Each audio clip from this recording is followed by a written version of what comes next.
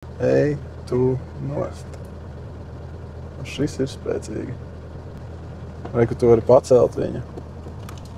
Ja tu gribi augstāk. Kaut kur pēkšņi es iebraucu dziļumos.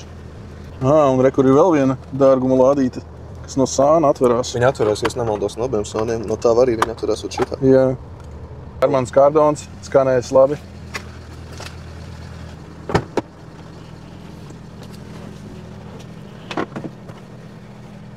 No, kur jūs karalīti aizvest?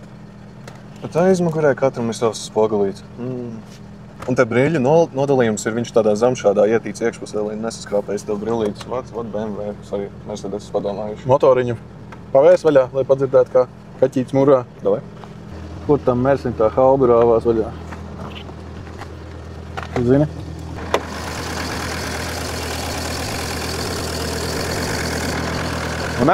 Un arī šis ir svētku aktīnieks.